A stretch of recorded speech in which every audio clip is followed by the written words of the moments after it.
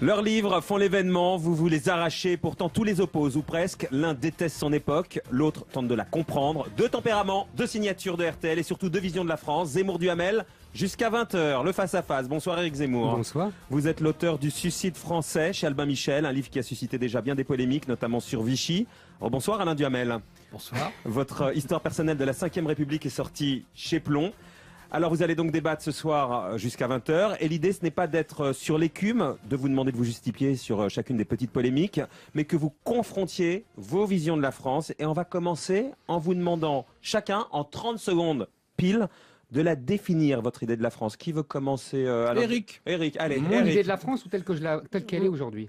Votre idée de la France telle qu'elle est aujourd'hui, on va dire. C'est pas la même chose du tout. Alors, vous voulez... Ah non, mais c'est vrai, c'est pas du tout la même chose. Alors... Mon idée de la France, c'est une chose, et telle que je la vois aujourd'hui, c'en est une autre. Allez-y. Telle que je la vois aujourd'hui, elle est malheureuse, elle ne sait pas où elle habite, elle se sent trahie par ses élites. On lui a appris, comme dit Marcel Gauchet, à aimer tout ce qu'elle déteste et à détester tout ce qu'elle aime. En moins de 30 secondes, c'est bien déjà. Alain ? Pour moi, la France, c'est le plus vieil État-nation d'Europe, ce qui est à la fois son privilège et son handicap. C'est son handicap parce que du coup, les Français ont avec le pouvoir, l'autorité, la politique des relations passionnelles qui les rendent très difficiles à gouverner et à réformer. C'est en même temps sa chance parce qu'il y a une culture nationale ancienne qui existe, qui a une unité beaucoup plus grande que ce qu'on croit en général, et donc que la France est un pays qui trébuche, qui tombe et qui se relève toujours, comme ce sera le cas. Ah, tant mieux. Alors, ce qui m'a frappé dans vos deux ouvrages, pour commencer, c'est que finalement, vous avez au moins deux points communs. Le général de Gaulle, et si je vous suis bien l'un comme l'autre, c'est qu'il est le seul homme politique qui, à vos yeux, soit vraiment un homme d'État. Et puis finalement, la rupture remonte à la période de son départ qui correspond à celle de mai 68. Alors finalement, Éric, comme pour vous Alain, aucun de nos dirigeants de Gaulle, depuis de Gaulle, ne trouve grâce à vos yeux, ou peut-être Mitterrand. Non, enfin bon, je veux dire, le général de Gaulle, il est en dehors des catégories, parce que c'est pas simplement un homme d'État, c'est un personnage historique. Bon, on en a un, les bons siècles, voilà. Les bons siècles. Exactement. Bon, donc évidemment, il est hors catégorie, mais il y a eu depuis des gens, disons, ayant une stature que je considère comme stature d'homme d'État de bon niveau, qu'on soit d'accord ou pas avec le détail, ou d'ailleurs même l'essentiel de ce qu'ils font, mais Valéry Giscard d'Estaing, personne ne peut dire qu'il n'avait pas la stature. François Mitterrand, il avait l'autorité et le rayonnement. Et depuis Mitterrand ? Si vous voulez, ça ne cesse de décliner. C'est-à-dire Pompidou, Giscard, Mitterrand, Chirac, Sarkozy, Hollande. En fait, le général de Gaulle a laissé des institutions monarchiques. C'est-à-dire qu'il voulait un père de la nation, il voulait enfin gouverner la démocratie.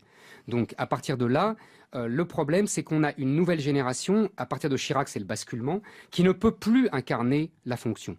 Et en plus, cette fonction est complètement sapée en son fondement par l'Europe et on y reviendra. On va évidemment revenir, ça sera l'un de nos thèmes. J'espère bien.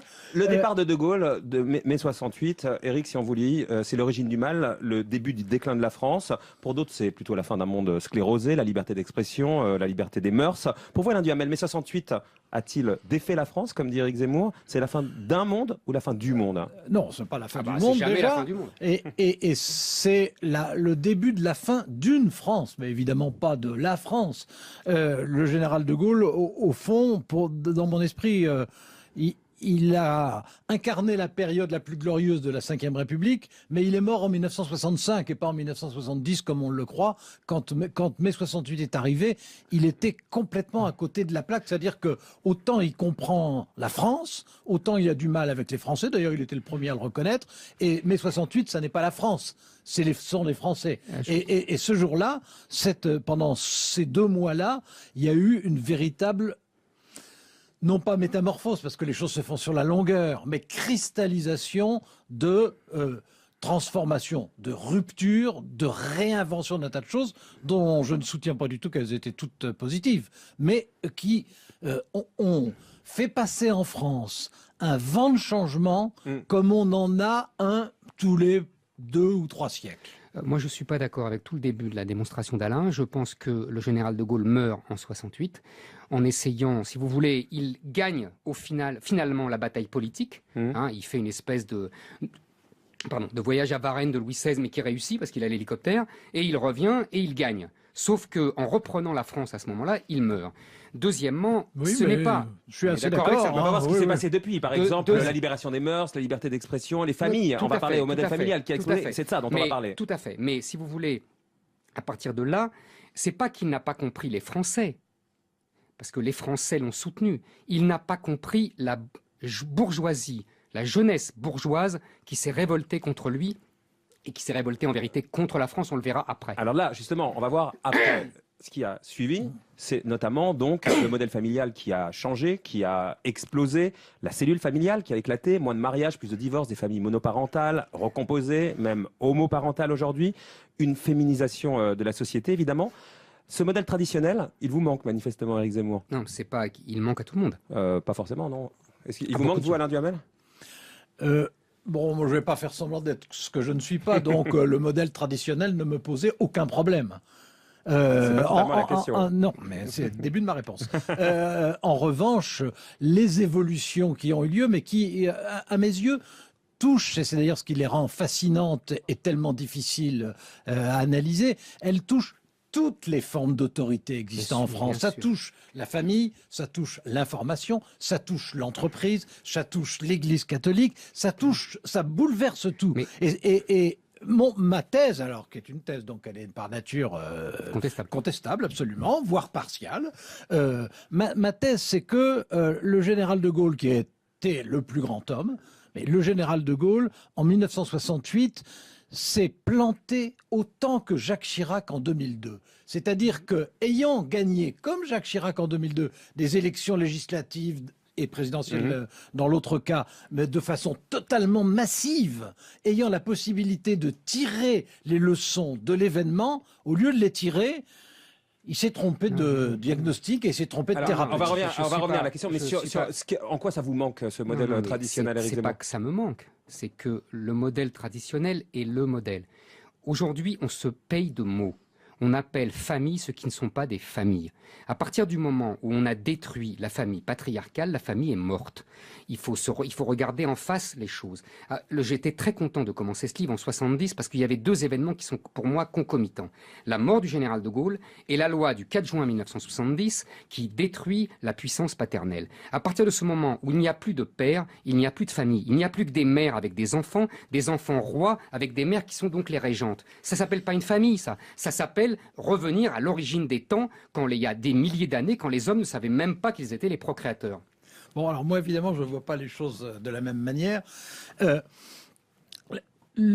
C'est vrai que dans les années 70, les formes traditionnelles de la famille ont totalement explosé. Ça, c'est une évidence.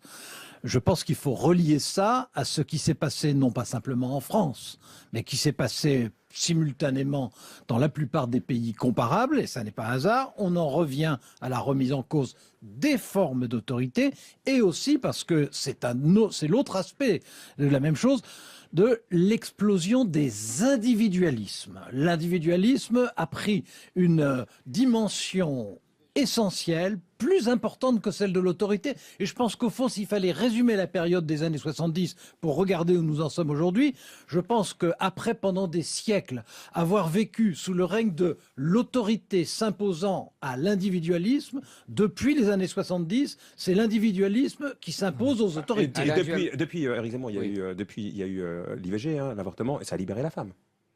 Vous trouvez que l'avortement libère la femme? Vous appelez ça libérer la femme? Et vous?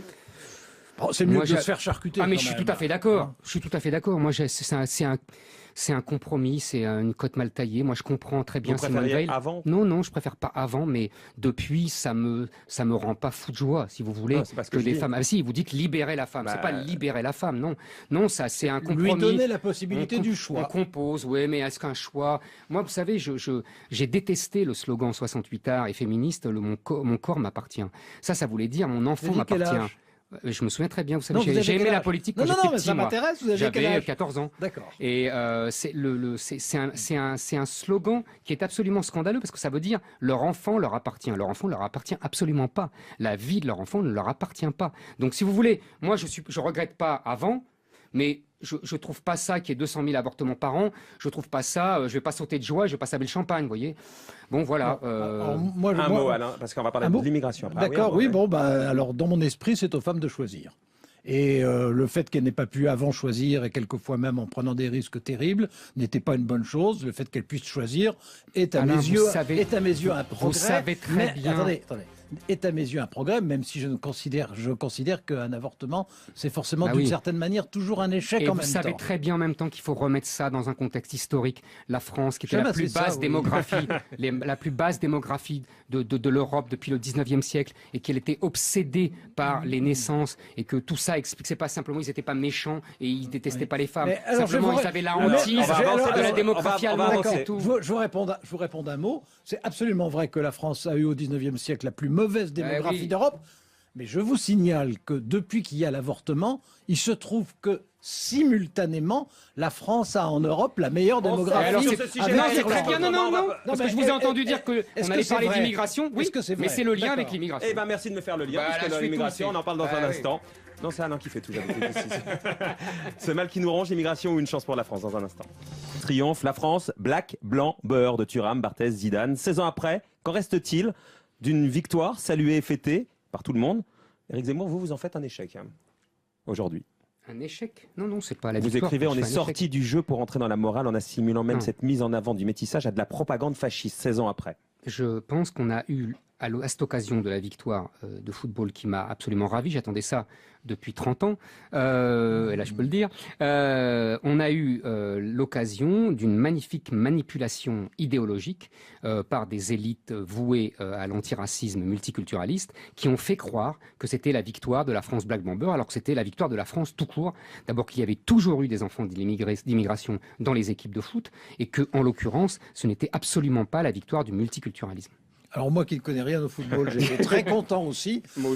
Mais j'ai eu le sentiment qu'en voyant la composition physique, ça me donnait l'impression d'une grande France. Ça me donnait l'impression d'une France ouverte. Mais mon cher Alain... Ça me donnait l'impression d'une France qui aussi était différente d'autres pays à cause de ça, et honnêtement, ça me réjouissait. Mais mon cher Alain, l'équipe de France de foot a toujours... Mais je sais bien.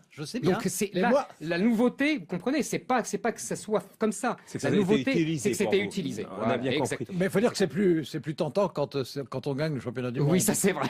Cette immigration, un mal qui nous ronge, une chance pour la France, Alain Duhamel? Écoutez, c'est à la fois un atout et une difficulté à gérer réelle. La France a toujours été un pays d'immigration. D'ailleurs, elle l'est pour une raison très simple, c'est que la France physiquement, mais là je parle alors pour le coup avant les Romains, la France physiquement était un passage obligé. Bon, ensuite il y a eu des immigrations avec des rythmes différents, avec des origines différentes. Ça s'est bien passé.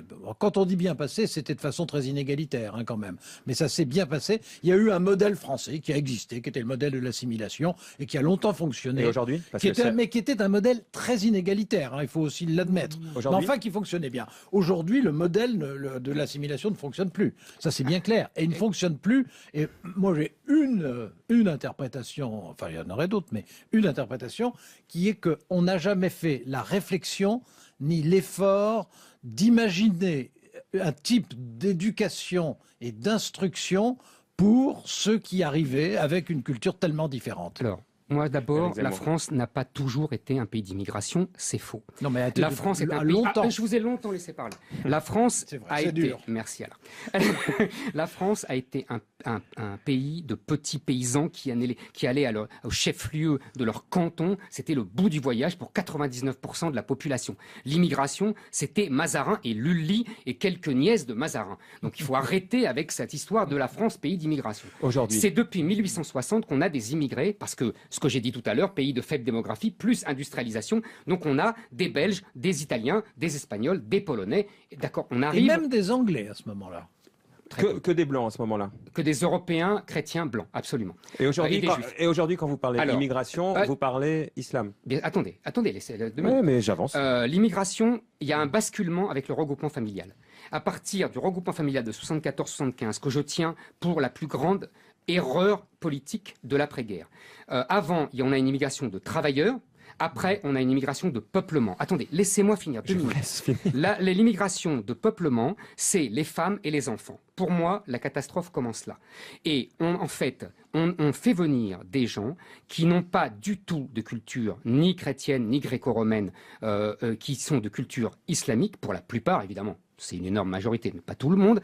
Et si vous voulez, quand on fait venir des familles, on a à partir de là des gens qui tiennent tellement à leur culture d'origine que c'est une identité pour eux, qui ne veulent pas s'intégrer. Et deuxièmement, on a des élites françaises qui, au même moment, les années 70, les années de la déconstruction, renoncent au modèle assimilationniste français.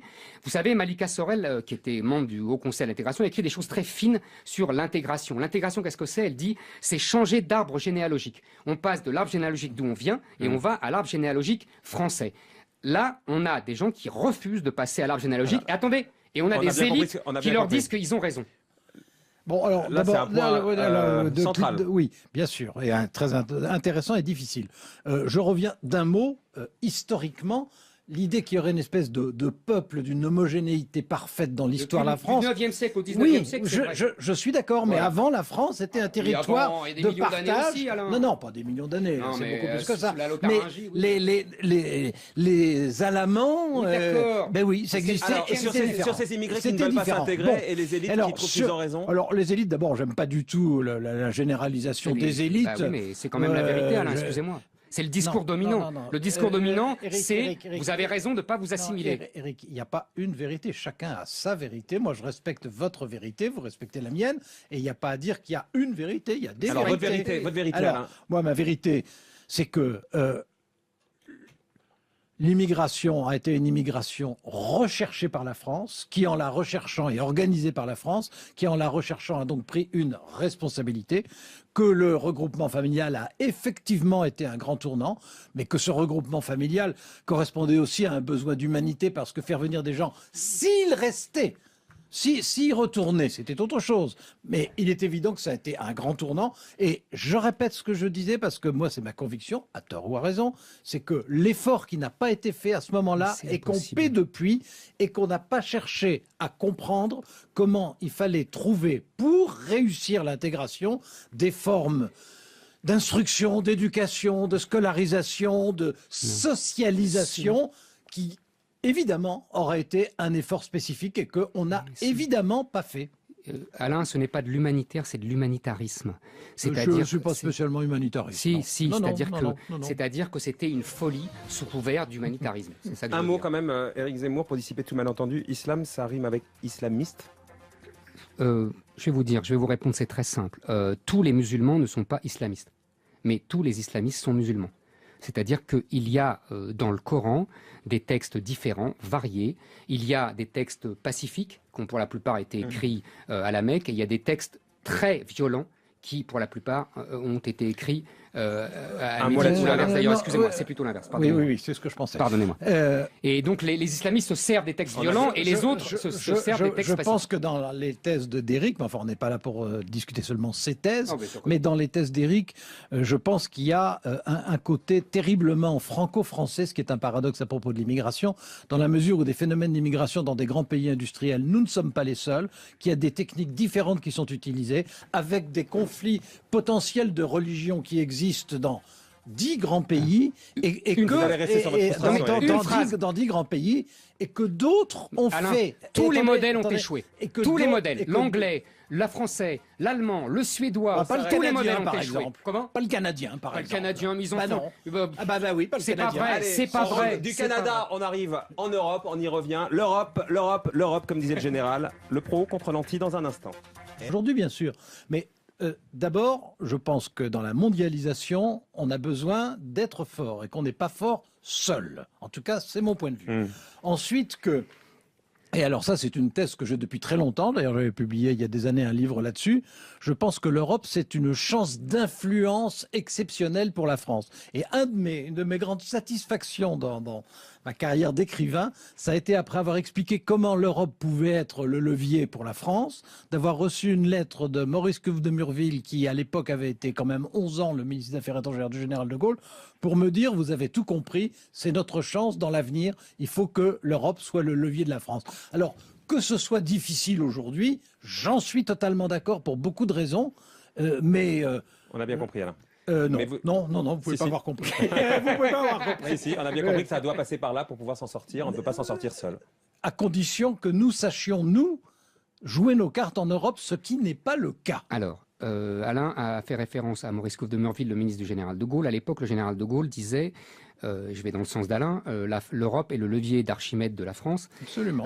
C'est-à-dire qu'il disait qu'avec la puissance de l'Europe, la France pourrait équivaler, pourrait faire des choses équivalentes, je vais y arriver, aux États-Unis et l'Union soviétique. À l'époque, c'était les deux grands, donc Mais il oublie plusieurs choses. La première, c'est que c'était l'Europe des six, qui est un peu l'empire napoléonien, si vous voulez, géographiquement. Deuxièmement, l'Allemagne était divisée en deux. Troisièmement, il y avait une barrière douanière autour de l'Europe qui nous protégeait. Quatrièmement, nous avions une monnaie indépendante. Nous pouvions faire ce que nous voulions avec la politique monétaire. Nous n'avions pas Bruxelles et la BCE à Francfort qui décidaient pour nous. Aujourd'hui, c'est terminé tout ça. Aujourd'hui, en fait, quand Alain dit on peut être plus fort dans la mondialisation, oui, mais sauf qu'on n'est pas ensemble. L'Europe est devenue une ère de compétition sauvage où l'Allemagne a écrasé en vérité les autres, en partie par notre faute, c'est ce qu'il va dire, sauf qu'il y a des logiques, si vous voulez. Il y a, premièrement, une oligarchie européenne qui a pris le pouvoir, quand je dis européenne, y compris française évidemment, une oligarchie européenne qui a pris le pouvoir, qui a arraché le pouvoir aux souverainetés nationales et populaires. Séguin disait en 92, Maastricht 1992 sera l'anti-1789, il avait tout à fait raison. Et deuxièmement, avec l'euro, nous avons une machine de guerre à asservir les pays européens autour de l'Allemagne rhénane. Alors, moi, je pense évidemment absolument le contraire. D'abord, l'oligarchie européenne, ce sont les États qui ont le pouvoir de décider et pas la Commission. Deux, la Commission, elle est composée d'anciens premiers ministres, d'anciens ministres qui sont tous des politiques, et des politiques, en gros, quand même d'assez bon niveau. Mais bon, je laisse ça pour la dimension démocratique. Sur le fond, ça n'est pas l'Allemagne qui nous a dominés, c'est nous qui avons été faibles. C'est nous qui avons été désunis. Quand l'Allemagne s'est réunifiée, d'abord à l'époque tout le monde disait « Ah, elle va s'en aller de l'Europe », ce qui n'a absolument pas été sa tentation. Pas du tout sa tentation. Pas du tout sa tentation. Bon, elle domine l'Europe, pourquoi elle s'en va? À l'époque, elle était en grande difficulté parce que parce qu'elle a avalé la réunification. Parce que le coût de la réunification était très lourd. Et ben c'est le moment où il fallait s'affirmer. Sauf qu'aujourd'hui, est-ce qu'aujourd'hui, Alain Duhamel, on n'a quand même pas l'impression que l'Europe décide contre nous? Pas du tout.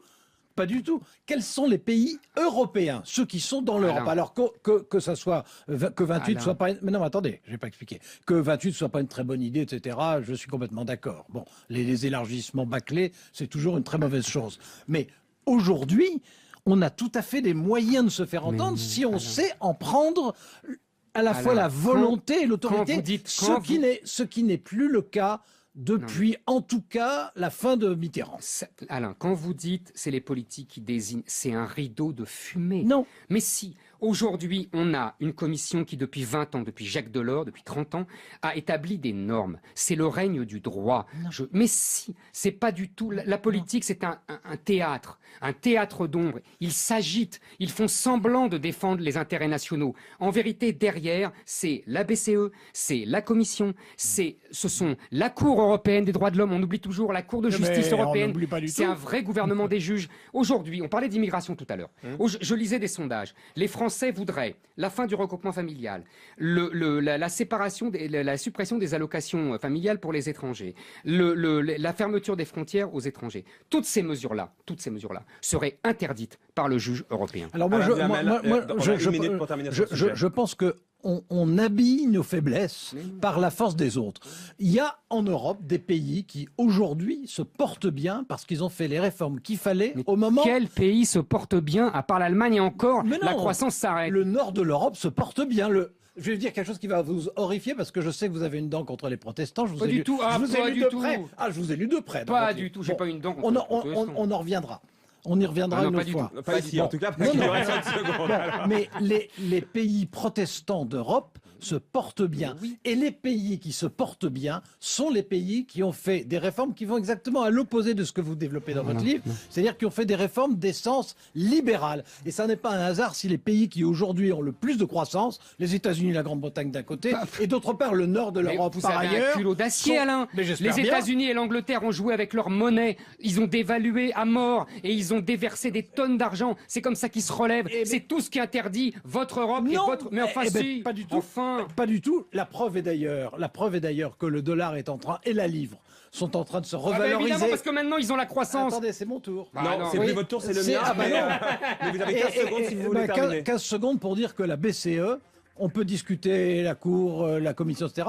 La BCE fait du très bon travail. Elle réagit toujours à contre-temps. Non, non, et pas elle est du tout. soumise aux États-Unis. Mais Allez, non, mais cette non. fois-ci, c'est Bien vraiment sûr. mon tour. Je suis sûr que je ne vais pas vous mettre d'accord de toute façon. Alors, pour éviter le suicide, quelle solution? La réponse, donc, d'Alain Duhamel et d'Éric Zemmour. Alain Duhamel face à Éric Zemmour dans RTL Soir. RTL bouge. Zemmour et le président Zemmour, il ferait quoi s'il en avait le pouvoir? Il ferait, si vous voulez, je pense qu'il faut qu'on retrouve notre souveraineté politique, notre souveraineté économique. Je pense Donc qu'on on a, sort on de a- l'euro, par on a exemple. bradé les deux. On sort de l'euro, on retrouve des frontières parce que je pense que l'immigration est un sujet majeur. Et on essaie de retrouver surtout un esprit, c'est-à-dire qu'on combat la déconstruction culturelle depuis 40 ans qui détruit tout et qui pense que tout doit être, que tout est artificiel. Voilà. Je crois beaucoup au combat culturel. C'est pour ça que vous avez vu dans mon livre, je parle beaucoup des films, des chansons. On a bien Voilà. vu ça. Vous répondez, vous proposez, Alain? Oui, je pense que sur le plan culturel, la France est nettement moins déconstruite qu'on ne le croit en général et qu'elle conserve une très forte originalité culturelle. Moi, c'est en tout cas comme ça que je vois Ouais. les choses. Et de même qu'elle conserve une unité qui est bien plus importante que ce qu'on croit. mais On parle toujours clivage. En réalité, je pense que l'unité l'emporte. Donc, bon, c'est comme ça que je sens les choses. Ouais. Sur le fond, je pense que Éric réagit devant cette crise qui est une crise terrible. Et Éric réagit par regret au moment où moi j'ai envie de réagir par réforme. Je pense que la France a peur des réformes, que ses dirigeants ont l'énorme responsabilité depuis, alors pour le coup, je dirais, depuis la fin des années 80, ont comme énorme responsabilité. Première de ne- réforme que vous faites, Oui. président Duhamel? Ah bah écoutez, La première. de toute façon, d'oser dire quelque chose qui fait hurler tout le monde, c'est-à-dire que le modèle social né du Conseil national de la résistance à la libération était parfait pour cette époque, totalement inadapté au monde d'aujourd'hui, et qu'il faut donc en inventer un Je autre. pense que le mot réforme est devenu le mot magique pour habiller la régression sociale. Et je pense qu'on ne peut pas le faire avaler aux Français sans d'abord que les politiques retrouvent une légitimité qu'ils n'ont plus, qu'ils ont perdue, et que votre Europe a en particulier sapé en dehors de leur incompétence, je vous l'accorde volontiers. Et d'autre part, on ne peut pas demander aux gens de se serrer la ceinture, parce que c'est ça l'expression, de diminuer leurs droits. Et après tout, on peut pouvoir le dire, on peut pouvoir l'expliquer, sans retrouver une cohésion nationale, sans que... Elle existe, selon Alain Duhamel. Non, elle n'existe pas quand vous avez des Français qui, en vérité, ils se séparent. On utilise le mot vivre ensemble. Au moment même, moi, quand j'étais jeune, on n'utilisait pas ce mot-là. C'est parce qu'ils ne vivent plus ensemble. Ils ne vivent plus ensemble et que les gens se séparent en fonction de leur culture d'origine, en fonction de leur religion. Et c'est ça la vérité. Et on parle de... Une vérité. Une vérité géographique, si j'ose dire.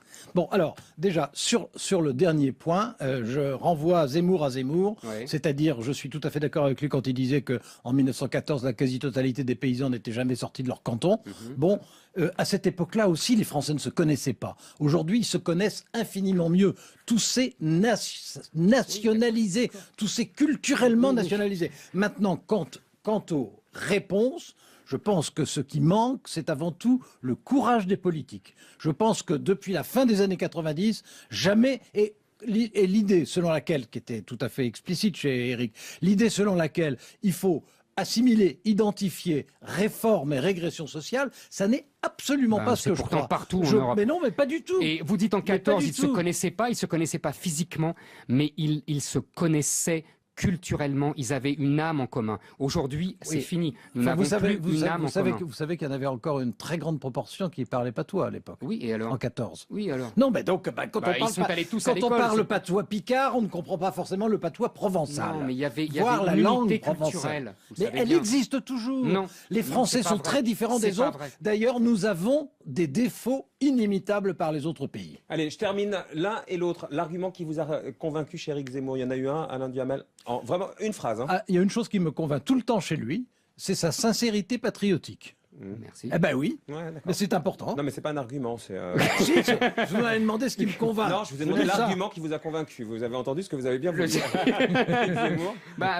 Moi, en fait, il y a un argument qui m'a convaincu quand il explique dans son livre que le niveau des politiques ne cesse de baisser et qu'il dit la Ve République n'est plus gouvernée. Et en même temps, on voit bien la contradiction majeure, puisque c'est sa chère Europe qui détruit elle-même la Ve République qu'il défend. Pas du tout, c'est notre chance si on sait la jouer, ce qu'on ne sait plus faire depuis 20 ans. Merci à tous les. Leurs livres font l'événement, vous vous les arrachez, pourtant tous les opposent, ou presque. L'un déteste son époque, l'autre tente de la comprendre. Deux tempéraments, deux signatures de RTL et surtout deux visions de la France. Zemmour Duhamel, jusqu'à 20h, le face-à-face. Bonsoir Éric Zemmour. Bonsoir. Vous êtes l'auteur du Suicide français chez Albin Michel, un livre qui a suscité déjà bien des polémiques, notamment sur Vichy. Oh, bonsoir Alain Duhamel. Bonsoir. Votre histoire personnelle de la Ve République est sortie chez Plomb. Alors vous allez donc débattre ce soir jusqu'à 20h. Et l'idée, ce n'est pas d'être sur l'écume, de vous demander de vous justifier sur chacune des petites polémiques, mais que vous confrontiez vos visions de la France. Et on va commencer en vous demandant chacun, en 30 secondes pile, de la définir, votre idée de la France. Qui veut commencer alors Éric. Eric, allez. Mon Eric. idée de la France ou telle qu'elle est aujourd'hui? Votre idée de la France telle qu'elle est aujourd'hui, on va Ah, dire. c'est pas la même chose du tout. Alors, vous voulez... Ah non, mais c'est vrai, c'est pas du tout la même chose. Alors- Mon idée de la France, c'est une chose, et telle que je la vois aujourd'hui, c'en est une autre. Allez-y. Telle que je la vois aujourd'hui, elle est malheureuse, elle ne sait pas où elle habite, elle se sent trahie par ses élites. On lui a appris, comme dit Marcel Gauchet, à aimer tout ce qu'elle déteste et à détester tout ce qu'elle aime. En moins de 30 secondes, c'est bien déjà. Alain? Pour moi, la France, c'est le plus vieil État-nation d'Europe, ce qui est à la fois son privilège et son handicap. C'est son handicap parce que du coup, les Français ont avec le pouvoir, l'autorité, la politique des relations passionnelles qui les rendent très difficiles à gouverner et à réformer. C'est en même temps sa chance parce qu'il y a une culture nationale ancienne qui existe, qui a une unité beaucoup plus grande que ce qu'on croit en général, et donc que la France est un pays qui trébuche, qui tombe et qui se relève toujours, comme ce sera le cas. Ah, tant mieux. Alors, ce qui m'a frappé dans vos deux ouvrages, pour commencer, c'est que finalement, vous avez au moins deux points communs. Le général de Gaulle, et si je vous suis bien l'un comme l'autre, c'est qu'il est le seul homme politique qui, à vos yeux, soit vraiment un homme d'État. Et puis finalement, la rupture remonte à la période de son départ qui correspond à celle de mai 68. Alors finalement, Éric, comme pour vous Alain, aucun de nos dirigeants de Gaulle, depuis de Gaulle, ne trouve grâce à vos yeux, ou peut-être Mitterrand. Non, Enfin bon, je veux dire, le général de Gaulle, il est en dehors des catégories, parce que c'est pas simplement un homme d'État, c'est un personnage historique. Bon, on en a un, les bons siècles, Voilà. les bons siècles. Exactement. Bon, donc évidemment, il est hors catégorie, évidemment pas de la France. Le général de Gaulle, au fond, dans mon esprit, il a incarné la période la plus glorieuse de la Ve République, mais il est mort en 1965 et pas en 1970 comme on le croit. Quand mai 68 est arrivé, il était complètement à côté de la plaque. C'est-à-dire que autant il comprend la France, autant il a du mal avec les Français. D'ailleurs, il était le premier à le reconnaître. Et mai 68, ça n'est pas la France. Ce sont les Français. Et ce jour-là, pendant ces 2 mois-là, il y a eu une véritable, non pas métamorphose, parce que les choses se font sur la longueur, mais cristallisation de transformation, de rupture, de réinvention d'un tas de choses dont je ne soutiens pas du tout qu'elles étaient toutes positives, mais qui ont fait passer en France un vent de changement comme on en a un tous les 2 ou 3 siècles. Moi, je ne suis pas d'accord avec tout le début de la démonstration d'Alain. Je pense que le général de Gaulle meurt en 68 en essayant, si vous voulez, il gagne finalement la bataille politique. Il fait une espèce de voyage à Varennes de Louis XVI, mais qui réussit parce qu'il a l'hélicoptère. Mais il y a eu depuis des gens, disons, ayant une stature que je considère comme stature d'homme d'État de bon niveau. Qu'on soit d'accord ou pas avec le détail, ou d'ailleurs même l'essentiel de ce qu'ils font, mais Valéry Giscard d'Estaing, personne ne peut dire qu'il n'avait pas la stature. François Mitterrand, il avait l'autorité et le rayonnement. Et depuis Mitterrand? Si vous voulez, ça ne cesse de décliner.